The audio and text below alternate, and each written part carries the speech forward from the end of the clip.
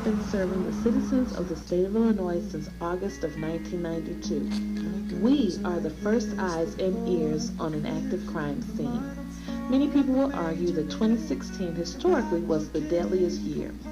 Some will say other years had more gun homicides. Maybe gun crimes are being played out in real time. Perhaps it's because gun crimes are being reported in real time via various media outlets. If this is the case, wouldn't it be nice to have gun crimes solved in real time?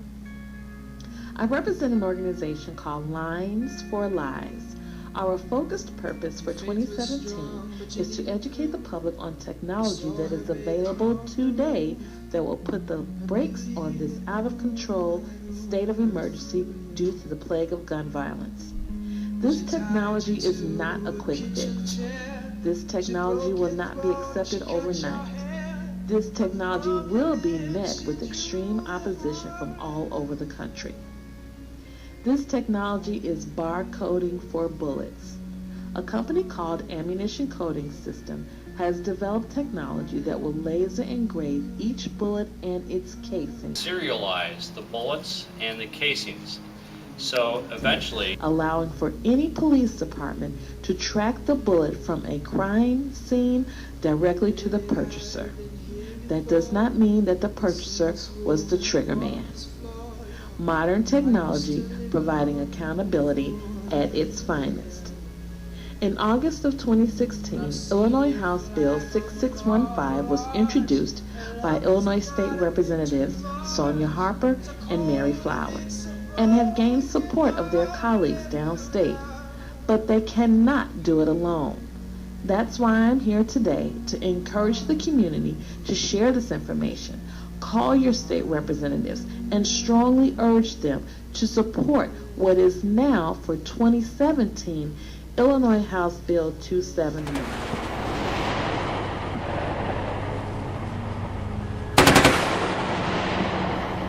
In closing, the Second Amendment to the United States Constitution gives us the right to bear arms.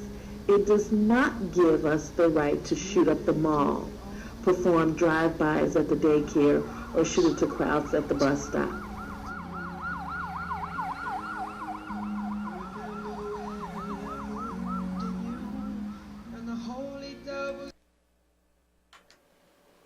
Hi, and welcome to our show.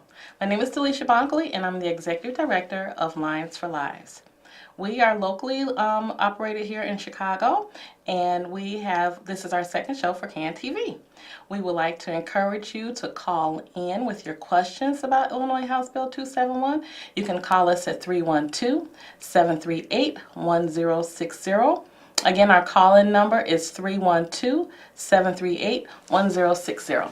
So let me tell you a little bit about Lines for Lives. Lines for Lives is a national awareness campaign through social media where we are sharing information about bullet technology that is available in the communities to laser engrave bullets and their casings. Not all bullets, but some bullets. A company called Ammunition Coding System developed this technology, and they are actively engaged in trying to get this technology in our communities. So in August of 2016, state representatives here in Illinois introduced this bill as Illinois House Bill 6651, and as of 2017 we moved through to rules and regulations, and it became Illinois House Bill 271. So we like to encourage our callers, our viewers, to call in and ask any questions, or if you would like to write to us, you may do so at lineforlives@gmail.com. Drop us a letter at lineforlives at 10208 South Indianapolis Avenue here in Chicago, and that's going to be Suite 399, and our zip code is 60617 if you'd like to write to us and ask us any questions that you may have. So, a little bit about the bullet technology. The companies, bullet manufacturers could laser engrave these bullets and their casings. Anywhere between 20% of a fractional bullet fragment can be obtained from the police on the street, entered into a database, and at least they will be able to have a starting point of tracking our gun crimes. Speaking of tracking gun crimes, we have a special hometown favorite and studio guest tonight. Former prosecutor Tom Sianis will be our guest tonight. We want to ask him some questions, talk to him. I hear he's running for a local election that's coming up in March, so we're going to find out all about Mr. Sianis's election, and I'm going to share with you another video that we have.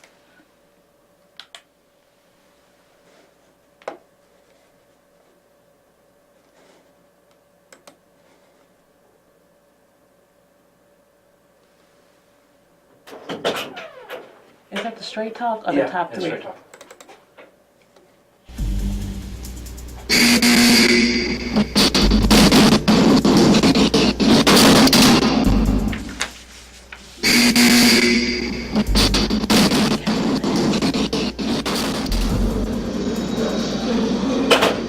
Give us your name, please. My name is Christopher Mosby, and I'm 51 years old. I'm an ex-gang member. So Chris, what's one of the biggest things you think ammo coding could help, especially in your former life and the days before when people, tell us how you would get bullets and why you think it might prevent people from being shot if this law is enacted. Well, I used to get bullets.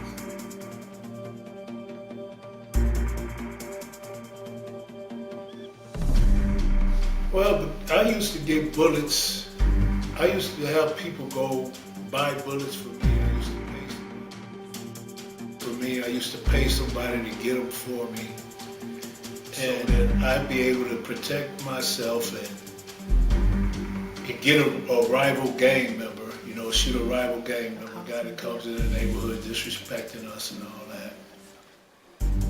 And that, Is my name. I believe that ammo coding, if it would have been around years ago when I was gang banging, it'd have been a lot of lives saved.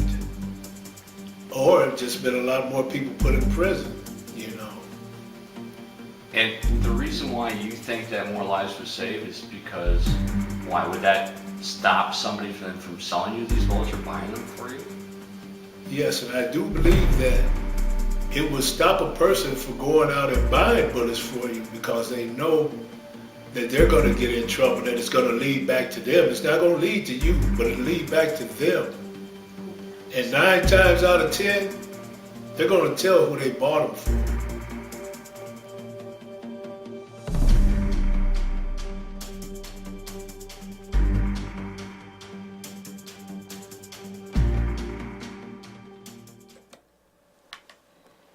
And there you have it, folks, right from the street. If the technology was available, there would be a lot of lives saved.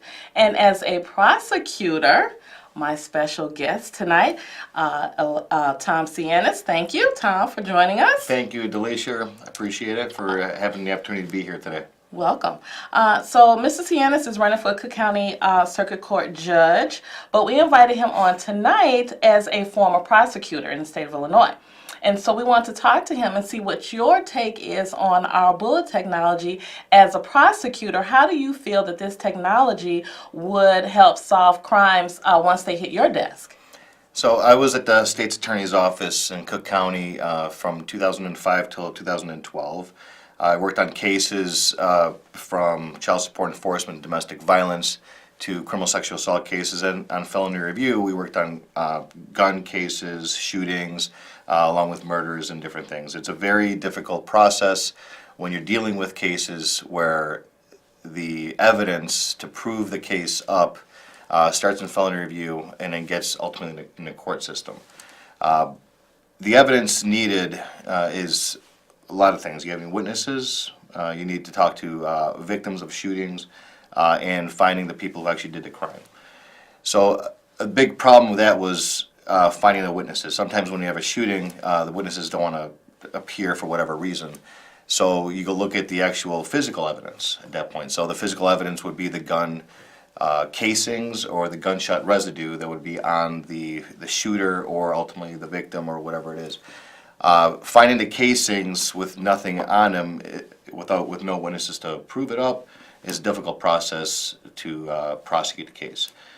This bill, I believe, would be very beneficial to the office, to the police department, to everybody working the case up, especially if there's a serial number attached to that Yes. bullet casing. And then you can track back where the bullet actually was bought from and who bought that bullet. So Yes. that would be very beneficial, I believe, for the office to prosecute a case. Very well. And so you mentioned bringing in witnesses. And so I try to think of this, I tell the community that this is an anti-snitching campaign because nobody wants to tell, right? Nobody wants to have, nobody wants to snitch on anybody. And so now here with this technology, well, whoever is selling these bullets out of their garages or purchasing them, that's anti-snitching. So you're going to tell on yourself. That's how I look at it. So I've been a first responder myself for many, many years. And it's quite frustrating when you have hours and hours of police tied up and manpower hours and doing the research and doing the investigation, and you have nothing to go with it. You have nothing to prosecute these cases, and they just sit, right? They just sit. There's a lot of cases that would sit for a long time to become cold, based on the fact that there's little evidence to proceed on. So when you're a felony review and you're looking at these cases, you have to basically have the evidence lined up for the case to go into felony court. What we call, reviewing the case. You talk to police officers, police reports, the witnesses. The witness is always a big issue with these gun cases, especially in communities where heavily crime communities. The witness, you'll go to the canvassing area after a shooting or a murder, and you'd see video cameras, and there'd be 30, 40 people there, but no witnesses will show up. No witnesses. So, and the police department knows that, the Yes. prosecutors know that, and unfortunately the defendants and defense attorneys work with that as well. Yes. Time, I think, is the biggest contributor to a case becoming cold, because the defense attorneys will continue the cases as long as they can to limit the amount of witnesses. Yes. So, this would be a very beneficial bill to get passed. I believe it would not only solve a lot of crime, but alleviate the witnesses to come, to Yes. the stress factor of the witnesses. And I think, too, for the families of the victims, it gives some type of accountability to, if you're going to do this crime, you have to be willing to serve the time and not get away with it. If you have any questions for myself or for Mrs. Sianis, give us a call at 312-738-1060. Again, you can give us a call here live. This is a call-in show at 312-738-1060. So, Mrs. Sianis, tell me, why do you think you should be elected for Cook County Judge? So thank you again. I'm running for Cook County Circuit Court Judge.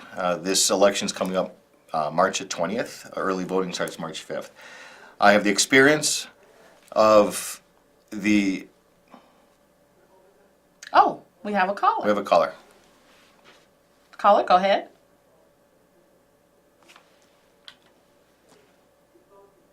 Oh, go ahead, Mrs. Sienna. So my experience, again, I started in the state's attorney's office. I worked in child support enforcement, domestic violence as a prosecutor.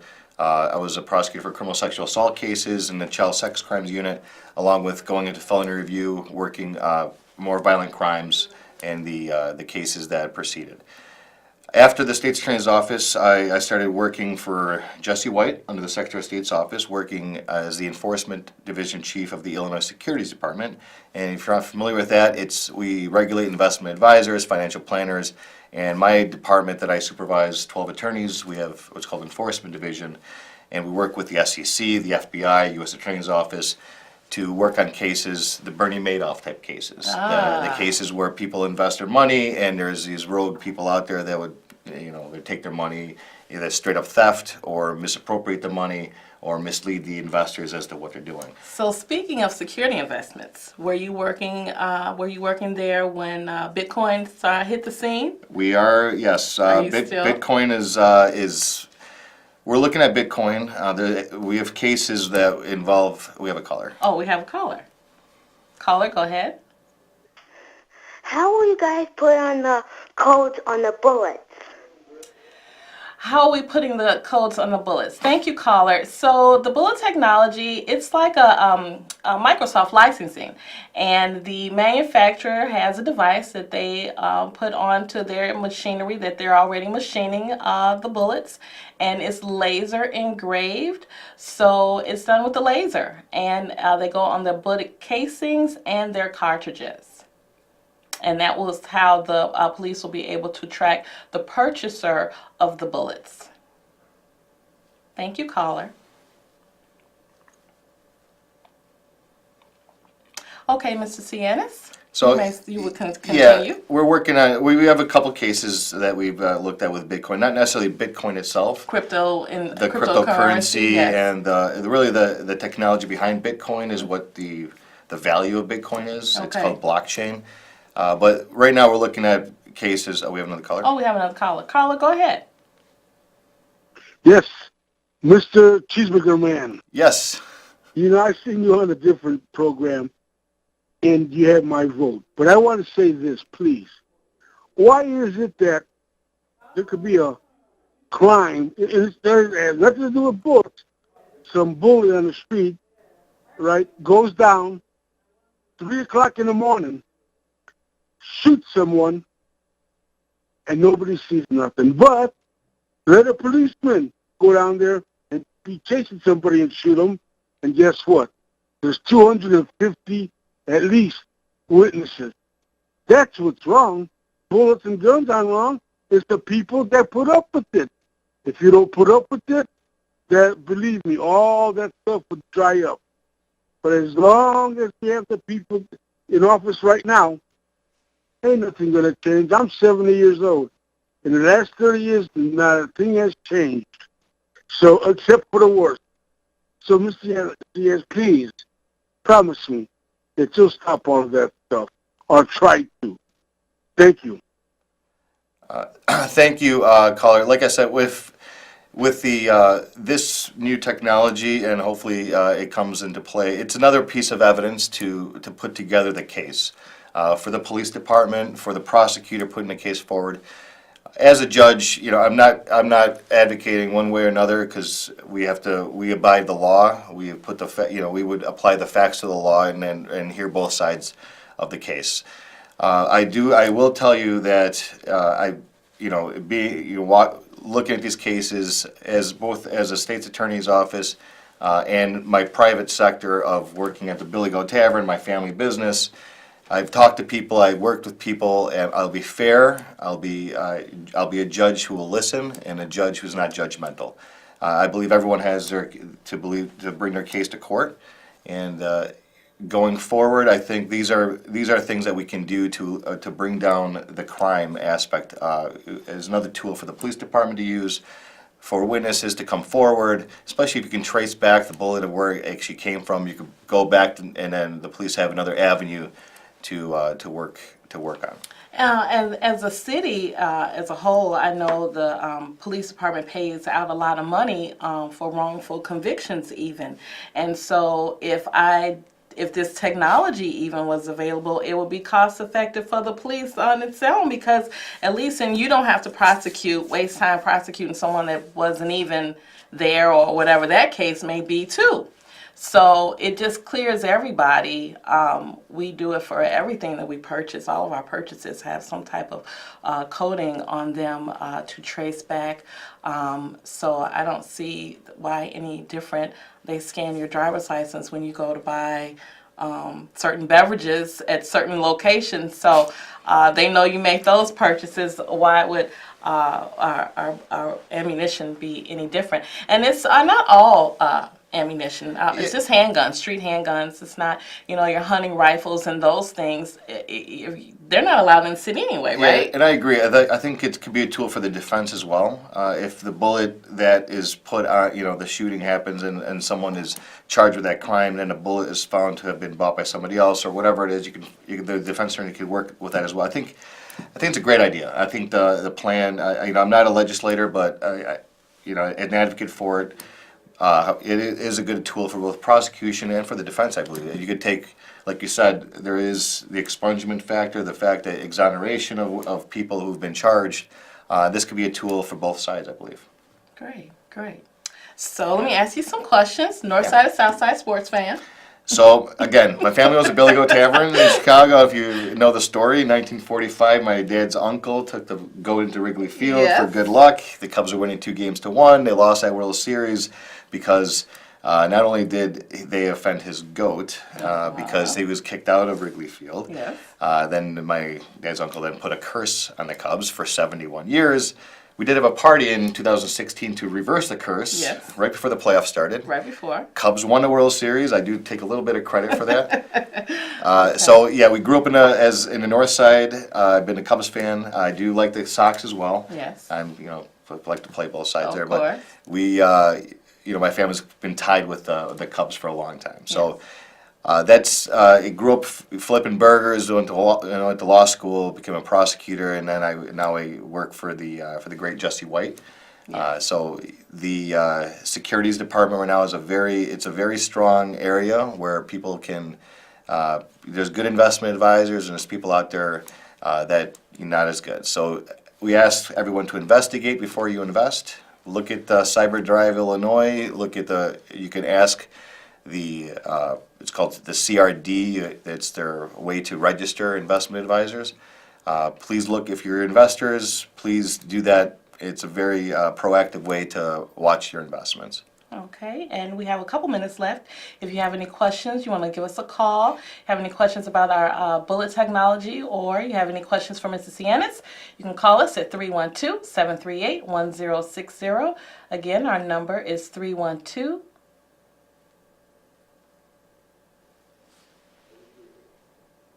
738-1060. So how about you? Are you a Cubs fan or Sox fan? So I have both t-shirts in my closet. I have t-shirts for all teams, so no matter what game I go to, we're ready. But I did grow up going over to Comiskey Park. As a kid, my dad used to take me there. So let me ask you about your run. So how do you keep up your pace? Are you still practicing now, and you're on the campaign trail? So I've How do you taken keep that work-life balance going on, Mr. Cianis? I've taken a leave of absence from work for this next 50 days to campaign. Okay. I got the endorsement of the Cook County Democratic Party. I was honored to be endorsed by them. I'm honored also to be endorsed by the Chicago Federation of Labor. Great. Along with the National Organization of Women, which is the Chicago Now PAC, which I'm very proud to be the endorsed candidate for that as well. Yes. We just got the endorsement of a few townships, along with Rich Township, Northfield Democratic Township, along with other townships as well. So it's looking good. I got the top ballot spot, so hopefully that can help as well. For people voting, it's always important to look at the qualifications. The bar associations have a vetting process, which they go through all of your trial experience, the attorneys you went up in front of against, the judges you went in front of, and they talk to them and they investigate all your cases and they find you qualified or recommended or not qualified. I fortunately have been found qualified and recommended by all the bar associations, and we're working towards this election. It's important for people to go down the ballot and vote for the judges, because a lot of people tend not to do that. So they start at the top of the ballot and they kind of give it up.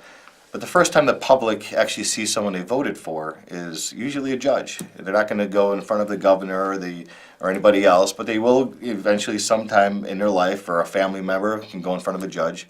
Traffic tickets, and whether it's evictions or real estate, different things, it's important to have somebody who's up there who can understand the facts, understand the law, and be someone who's listening and someone who's fair and experienced. And again, be a judge but not judgmental. And, Yes. taking that in stride, I think is important.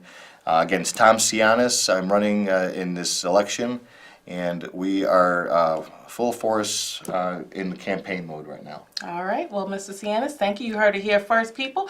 We have our judges on tonight. Thank you very much for joining us, and I'm Delisha Bonkley with Lions for Lives. Good night. Thank you.